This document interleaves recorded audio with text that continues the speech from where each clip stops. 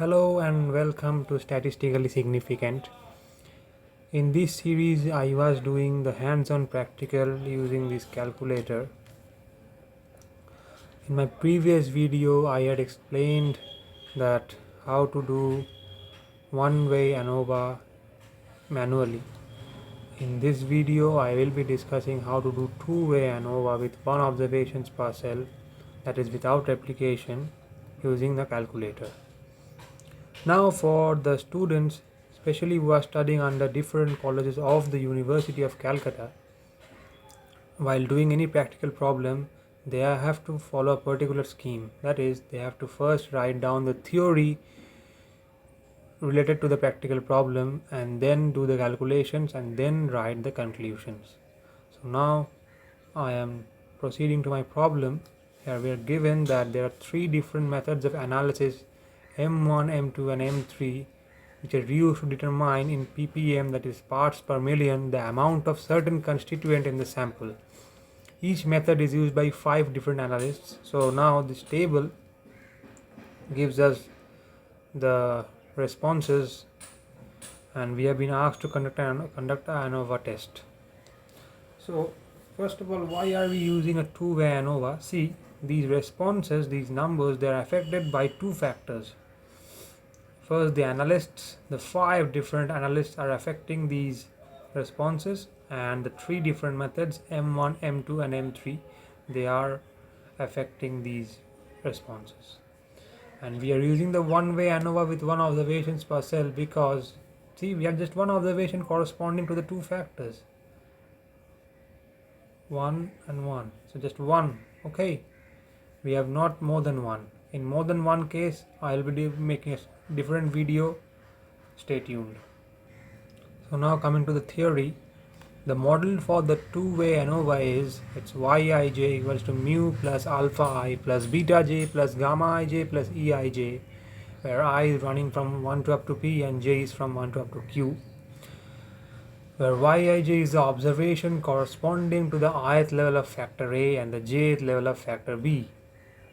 Mu is the general effect, alpha I is the additional fixed effect due to the ith level of A, beta j is the additional fixed effect due to the jth level of B, factor B, gamma ij is the interaction effect due to the ith level of A and jth level of B, Eij is the inherent error in the model. Now we have to take certain assumptions here.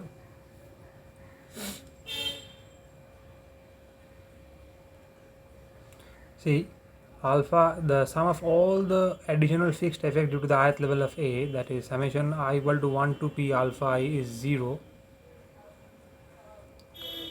Second assumption is that sum of all the additional fixed effect due to the jth level of B, that is summation j equals to 1 to q beta j is 0. We are taking in our third assumption that the interaction effect is 0 for all ij. Now why is this interaction effect 0? See, for the one-way analysis of variance model, we have just one observation correspond for the for the two-way ANOVA here, we have just one observation per cell. That is, we are not able to replicate our responses more than once corresponding to the two factors. Now, as we are not able to replicate our responses, we are not getting, or it is not possible to get an estimation about their interaction. And when we are able to replicate more than once our responses corresponding to both the factors, in that case we are able to get a better estimate of their interaction. So in the two-way ANOVA with more than one observations per cell, we get an estimate about the interactions of the two factors. So in that case we have to incorporate this gamma ij in our model and we cannot take this as 0. Our fourth assumption states that the inherent error, it follows an independent and identical normal 0, sigma square. Now coming to the calculations, various calculations. Now first we find the grand total. It is the sum of all the observations, summation I equal to 1 to p, summation j equal to 1 to q Yij. The correction factor, Cf, it's square of the grand total divided by pq. Now p into q is the total number of observations here. Alright. The raw sum of squares, sum of squares of all the observations, it's RSS. Total sum of squares TSS is obtained by subtracting the correction factor from the RSS. Sum of squares due to the factor A, it's 1 by q summation I equal to 1 to p ti naught square minus cf SSA. Sum of square due to the factor B, 1 by p summation j equal to 1 to q t naught j square minus cf SSB. What is ti naught, what is t naught j? Just watch the video till the end. Okay.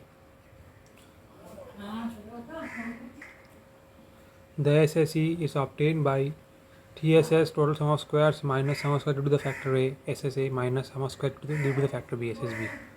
Okay. Now what do we want to test here?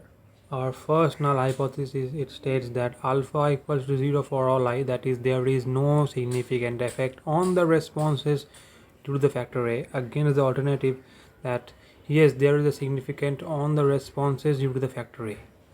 Our second null, beta j equal to 0 for all j, it states that it means that there is no significant effect on the responses due to the factor B, against the alternative that yes there is a significant effect on the responses due to the factor B. Now comes the Anova table. So our sources of variation are the factor A, factor B and the error. The degrees of freedom df, we have p levels of factor A, it's p minus 1, q levels of factor B, it becomes q minus 1. Totally we have pq number of observations, it becomes pq minus 1, and this error df is obtained by subtracting these p minus 1 and q minus 1, these dfs of A and B from the total df. Now the sum of squares SS, it's SSA, SSB, SSE, TSS. I have shown it. How do we get these? The MS, the mean sum of squares. Now the MSA is obtained by dividing this SSA by its df, that is SSA by p minus 1 gives us MSA, SSB by its df q minus 1 gives us MSB, SSE by its df p minus 1 into q minus 1 gives us MSE. Okay, now the statistics.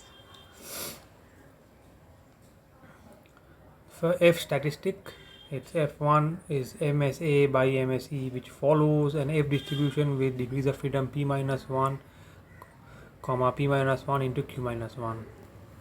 Now it's because, see, we know that an F distribution is the ratio of two chi-square variables divided by their corresponding df's. Now it can be shown that these SSA, they follow a chi-square distribution with degrees of freedom p minus 1. This SSB follows a chi-square distribution with degrees of freedom q minus 1, and this SSE follows a chi-square distribution with degrees of freedom p minus 1 into q minus 1. Okay. Our second statistic, F statistic, is MSB by MSE. It follows an F distribution with degrees of freedom q F distribution with degrees of freedom q minus 1 comma p minus 1 into q minus 1. Okay. Now what is our testing rule?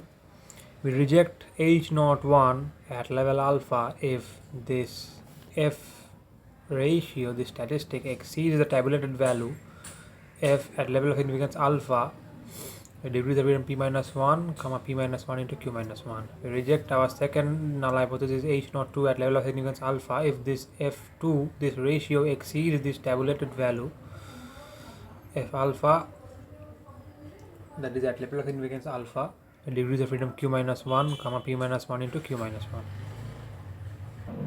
Now we move on to the calculations.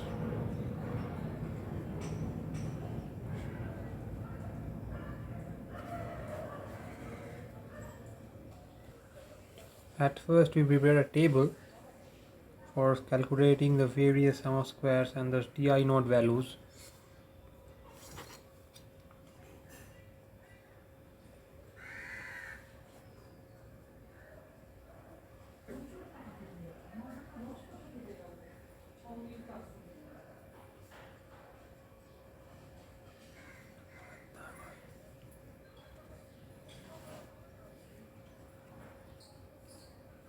So this is our table. So now this ti naught, it means summation j equals to 1 to 3 yij and ti naught square. Now I will be showing how to calculate these ti naught. T naught j means summation I equal to 1 to 5 yij. This is T naught j square. And I'll be writing these values from here. These are given to us. So now this Ti naught is obtained by this is basically T1 naught, see. Okay, so obtained by summing all these. Okay, T2 naught summing these three, T3 naught this. Okay, in this way. So I start.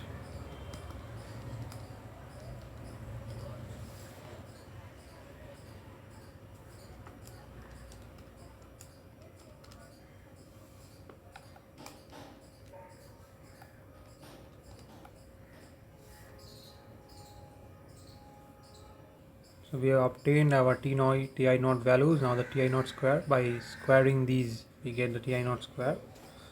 So 21.6 square it gives us. Similarly for the remaining I do.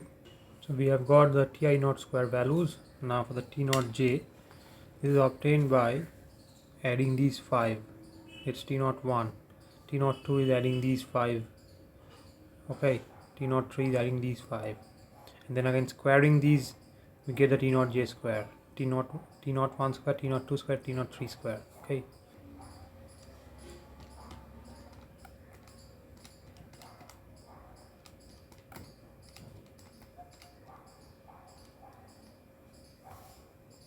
It's T naught 1.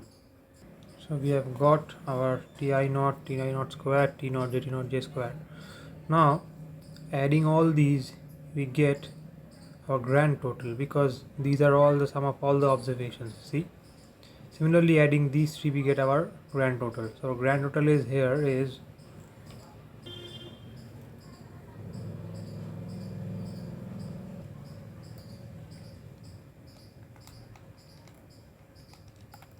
it's 107.1. You can also check by adding these 5, you will get the same value. This cell gives us the value of the summation Ti naught square. Okay, summation I equal to 1 to p Ti naught square, and this value, let us see,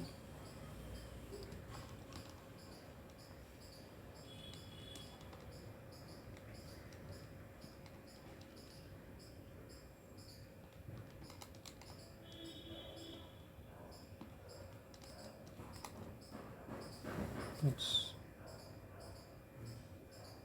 2294.21. Similarly we can get this value adding these 3 and writing this gives us the T naught j square, summation j equals to 1 to q. Basically see, this I equal to 1 to b to I equal to 1 to 5, we have p5, we have 5 levels of factor a, and this would be j equals to 1 to 3 T naught j square. Okay,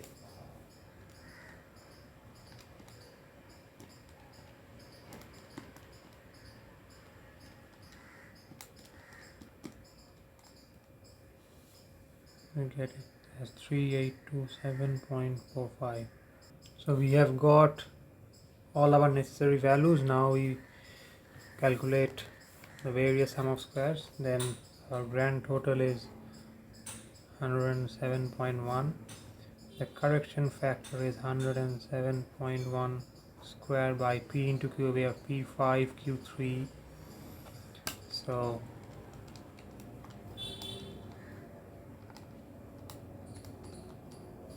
it's 764.694. now we find the raw sum of squares. It is obtained by squaring all the values, all the response values. Okay, so we have got our raw sum of square as 765.67. so our total sum of squares is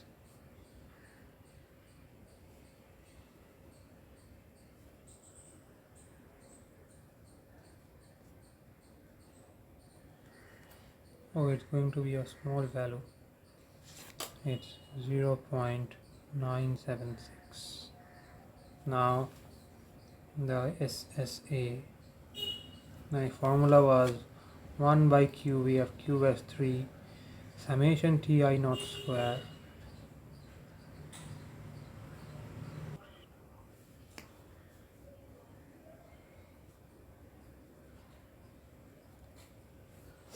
minus the correction factor. So our summation Ti naught square is this 2294.21 by 3 minus the correction factor 764.694. Let's see what we get.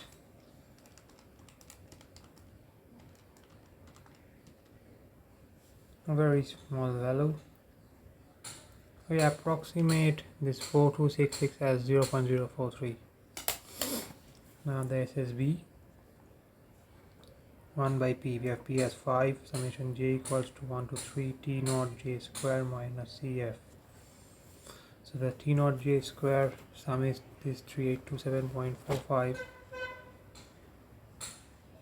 by 5 minus 764.694. This is our SSB. Now the SSE, it's very easy. It's TSS minus SSA minus SSB.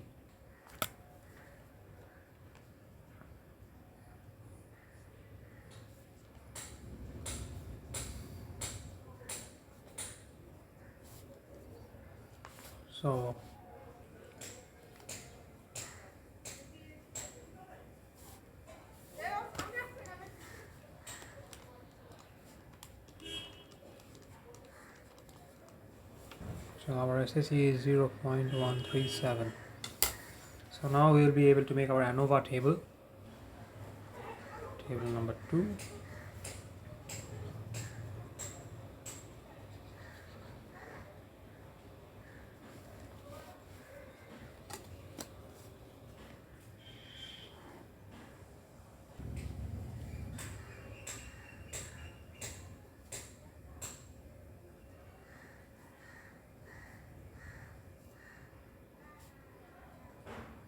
So factor due to the analysts, methods, the error, and the total.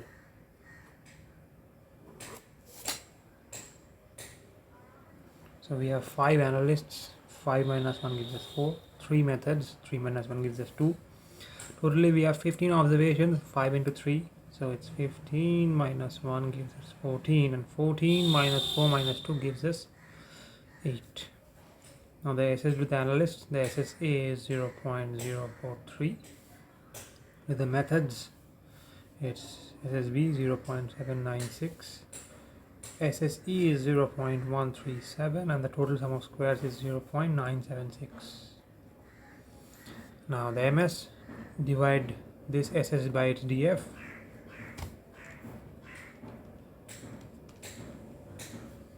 It's 0.01075, very small value. 0.769 divided by 2.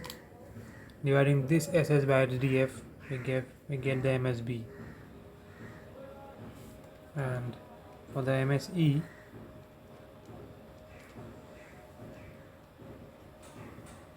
zero point zero 0.017125. Now our F1, it's MSA by MSE. Okay, and it equals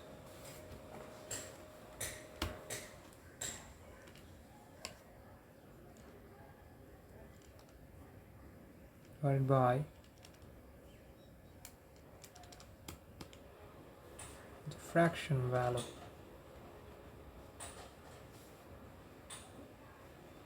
And the F2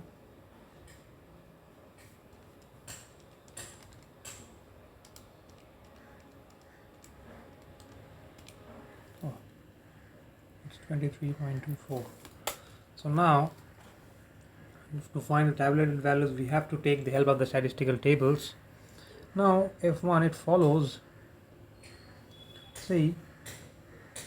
follow the F distribution with degrees of freedom 4,8. Okay, and F2 follows F distribution with 2,8. So we have to find at 5% level of significance, and for F2 we have to find this.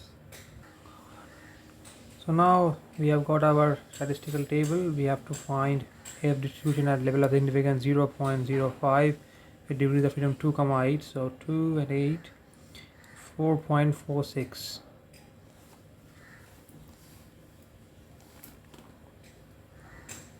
And for 4,8, 4 and 8, I guess it's 3.84, this value. So now it is clearly observable that F1 is way less than this value. So we have to accept the null.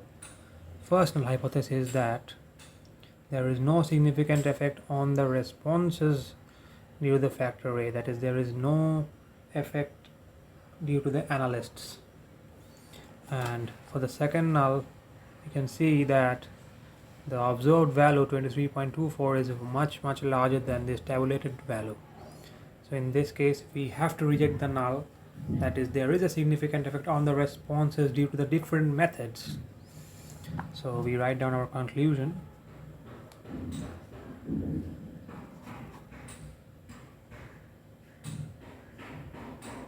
There is no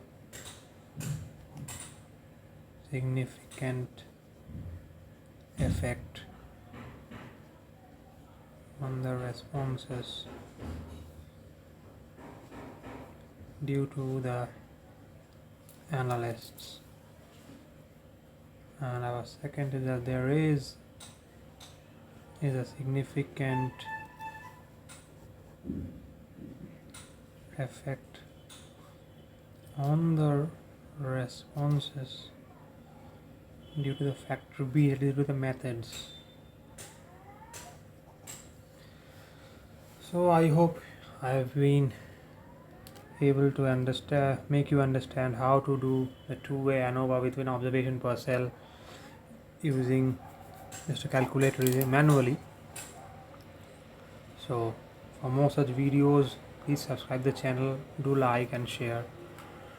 In my next video I'll be doing the two-way Anova with more than one observation per cell.